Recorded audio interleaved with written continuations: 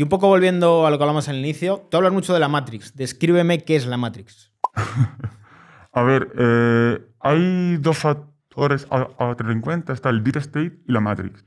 Esto es como yo lo asocio, ¿no? Está el bit state, que es quien te crea la matrix, y está la matrix, que es el sistema que vemos siempre. O sea, que tú vas y nadie se cuestiona que, por ejemplo, pues más del 50% de su dinero se lo llevan en impuestos y luego no se utilizan de forma correcta. O que, por ejemplo, esto, ¿no? No, yo voy a especular, pero no hay una forma diferente de utilizarlo. Voy a vender mi iris por 50 euros, pero no soy consciente de que esos 50 euros o que este iris en un futuro, su valor va a ser enorme. O sea, la Matrix es ese sistema que nos pone enfrente a nosotros para que nos lo creamos. Que si tú, por ejemplo, tú ves a Pepsi y Coca-Cola, tú dices, ah, son rivales. Pero en realidad sus accionistas son BlackRock, Vanguard y State Street. Son los mismos dueños, ellos nunca pierden. Si te vas a las farmacéuticas, igual. Si te vas a las televisiones, igual. En el lujo también ocurre. Efectivamente. El UHM. Siempre son las mismas personas. Y esas Procter personas son las que Gamble. Sí, sí. efectivamente. Y ellos te dicen, no, por ejemplo, hace 4 años, tienes que tener miedo, te tienes que inyectar esto, y ellos, tú ves las noticias, te regalan la vacuna o el pinchazo, como se quiera llamar, ¿no? Y a partir de ahí, pues, siempre te van a controlar una narrativa. En este caso también ocurre cuando tú cedes tu privacidad y te das cuenta, como te he dicho antes, de que te controlan, de que te dicen esto sí y esto no. Que solo haría el deep state.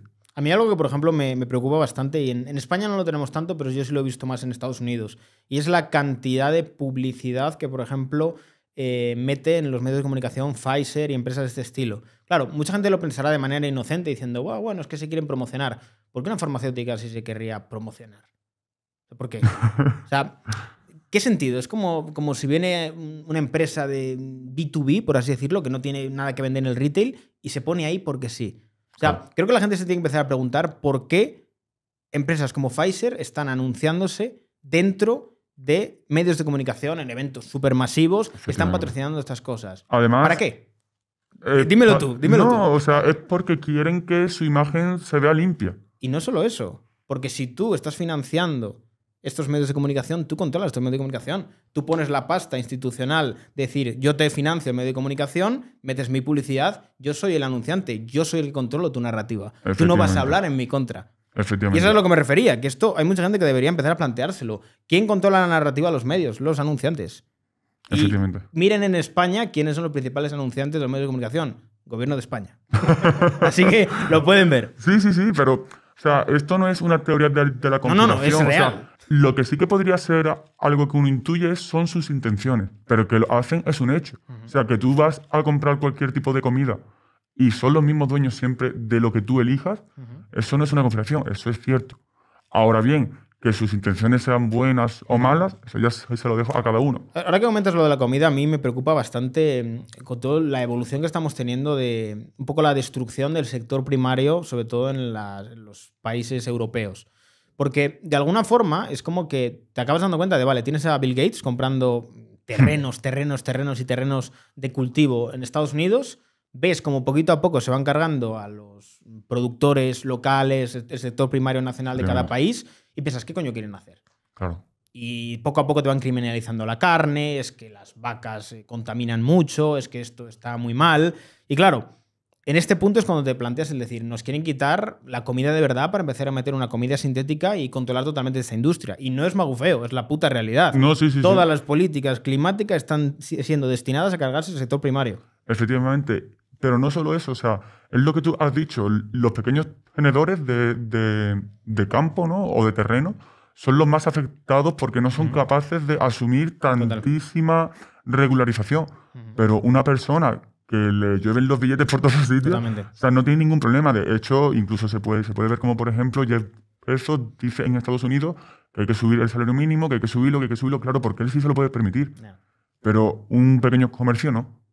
Entonces, claro, te das cuenta de que hay gente muy grande que por lo general siempre va en la misma dirección y muy poca gente sale del rebaño o de esas ideas, y quien se sale hay veces que también huele raro. Es muy raro. Totalmente. El punto es que yo creo que estamos volviendo a un mercantilismo como con el que nace, en cierto modo, el capitalismo. Esta filosofía más liberal, por así decirlo, de Adam Smith, surge como un ataque contra el mercantilismo que existía por entonces. Y creo que ahora estamos viviendo un fenómeno parecido en el cual tenemos a grandes corporaciones que tradicionalmente diríamos, joder, yo soy liberal, soy una persona que estoy en favor del capitalismo, estas empresas deberían estar de mi lado. Y no lo están. Están totalmente en otro lado. ¿Por qué? Porque todo ha evolucionado hacia un corporativismo en el cual estas empresas se asocian con el gobierno de turno y el gobierno protege, digamos que su nicho, poniendo muchas barreras de entrada y destruyendo al pequeño empresario y al pequeño emprendedor que quiere crecer, y ellos, de alguna forma, potencian la narrativa pro gobierno y pro Estado. Entonces, tienes ahí una asociación perfecta, y esto es algo que ha hecho cambiar radicalmente un poco el paradigma de la filosofía de la política, por así decirlo. No, ese punto tradicional de la izquierda y la derecha está cambiando mucho. Muchísimo. Porque yo ahora pienso, joder, ¿a quién patrocina Netflix, Amazon? ¿A quién patrocina Apple? Tío, yo soy, digamos que la versión más capitalista de lo que pueda haber en YouTube. ¿Por qué esta gente no está de mi lado? Claro. Está del lado de la gente que es todo lo contrario a mí. O sea, creo que es una reflexión que deberíamos hacer todos. ¿Por qué las grandes corporaciones están con la gente que es esencialmente anticapitalista? Porque no lo son, en la práctica. Son mercantilistas y corporativistas. Efectivamente, es que la gente confunde que si algo lo hace una empresa significa que no hay ningún... O sea, no, es que no lo hace una empresa por gusto. No. Es que le han dado una cantidad de dinero enorme y hacen lo que dice el Estado.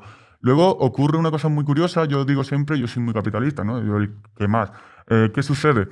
Que yo digo, yo no utilizo Google, no utilizo Amazon, no utilizo Apple, no utilizo Microsoft, pero luego una persona que es anticapitalista siempre utiliza estas grandes empresas. Es como, oye, y dicen, no, es que es lo que necesito, ¿no? Como con los iPhones, no, es que es lo mínimo que yo necesito. No es necesario esto para vivir, y incluso emprender, lo que tú quieras, no es necesario. Si lo utilizas por comodidad. Yo creo que uno de los grandes errores que se ha cometido, sobre todo por la parte más liberal, es haber cedido a la izquierda una narrativa del capitalismo que no es la real.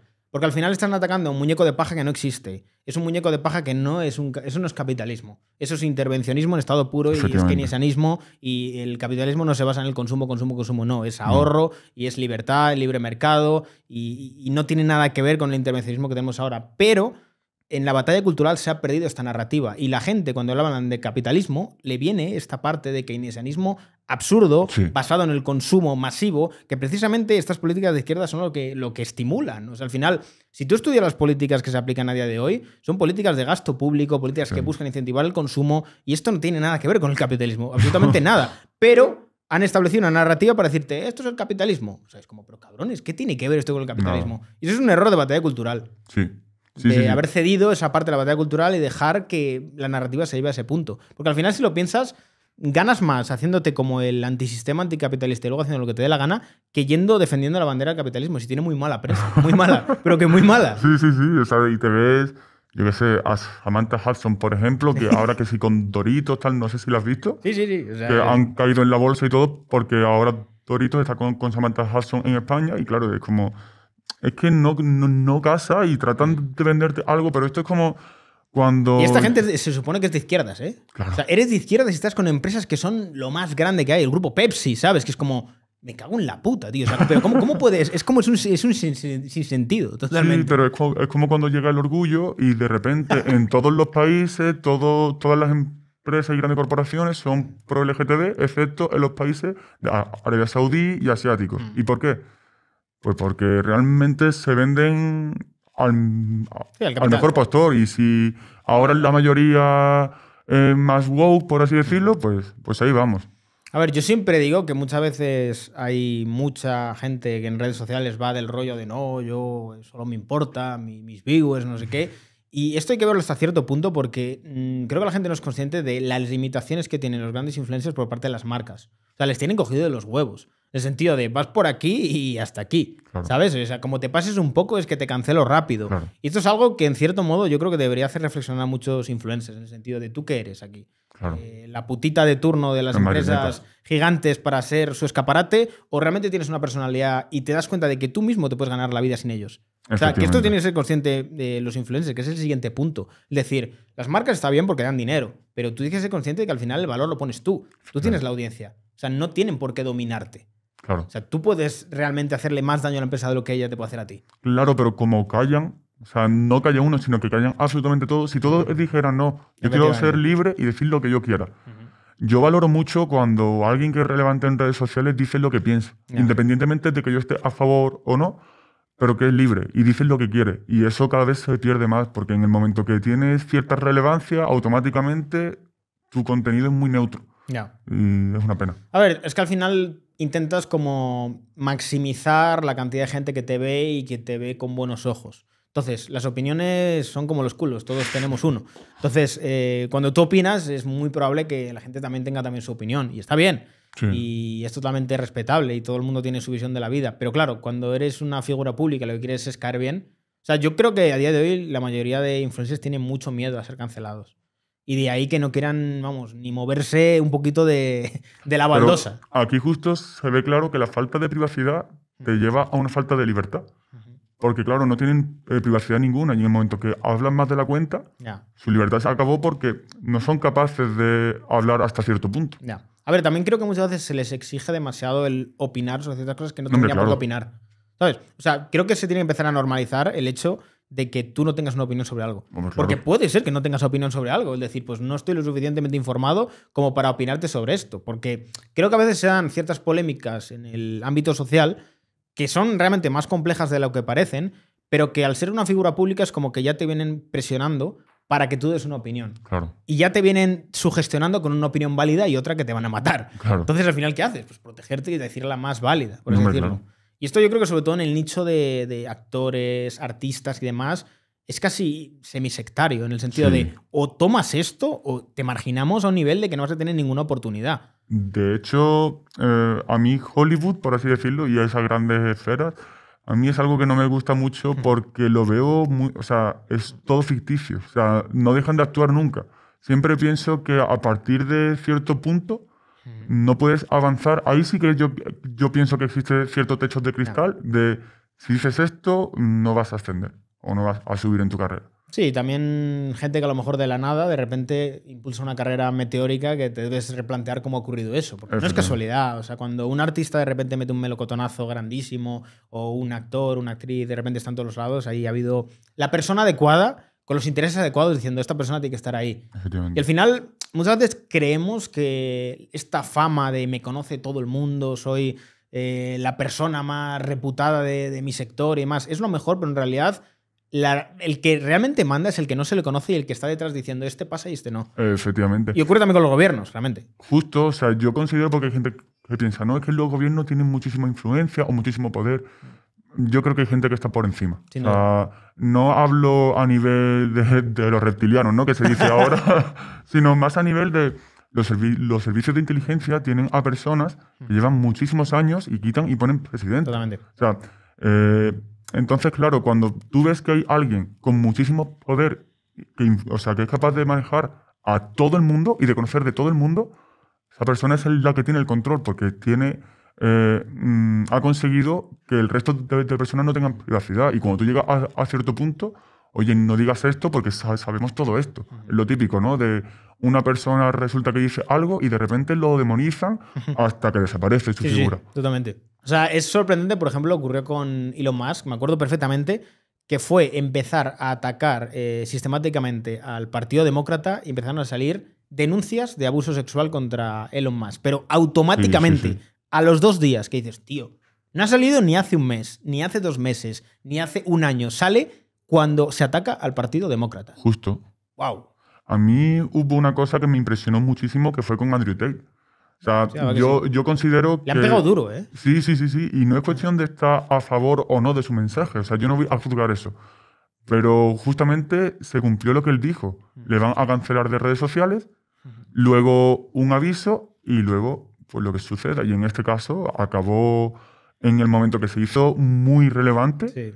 justo pues con todo el follón que tuvo. Yo creo que Andrew Tate ha habido ya un antes y un después de todo el tema de la cárcel, todo lo de Rumanía. Yo le noto que está ya en un modo descafeinado, en un modo muy apartado. No tiene una relevancia como la que tenía antes, no tiene un mensaje tan tajante como el que tenía antes, ni tampoco siento que llegue tan lejos, tío. Y sí que noto que de verdad la han pegado duro. Sí. Y de hecho, a mí me hace gracia cuando entre gente muy grande se lanza ciertos mensajes. Por ejemplo, cuando pasó que Andrew Tate fue detenido y Elon Musk pues, subió esa foto de la Matrix está atacando. Tal, y es como, ¿qué relación? O sea, ¿es una broma? ¿O sabes algo? No sé. Es muy raro. Y más Elon Musk, ¿no? Que es justo la persona más rica del mundo, que ahora de repente, desde hace poco, resulte que defiende todo lo contrario, ¿no? A lo woke, que ahora está muy... Es la moda, ¿no? Ahora la moda ser rebelde, estar en contra, tal.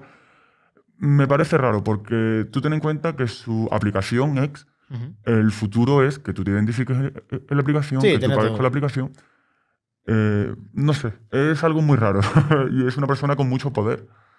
A mí esa cosa me Recalcar que cuando hablamos de Deep State, para el que no se entere un poco de qué va todo esto, Deep State se refiere a todos aquellos funcionarios, altos funcionarios dentro del poder político, que a lo mejor probablemente muchos no conozcáis, pero que llevan muchos años ahí detrás y que realmente tienen bastante más poder que un presidente o que a lo mejor cualquier otro político que parece que da más la cara.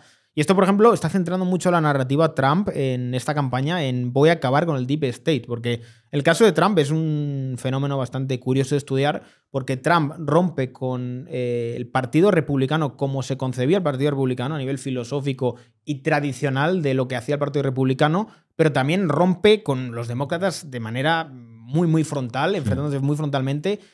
¿Qué provoca esto? Una nueva línea discursiva en la cual Trump está en medio del Partido Republicano, digamos que del establishment del Partido Republicano, y el establishment del Partido Demócrata. Y esto es algo bastante peligroso, y lo hemos visto lo que han hecho con Trump. Efectivamente, hay quien dice que es un caballo de Troya, que en realidad es todo fachada.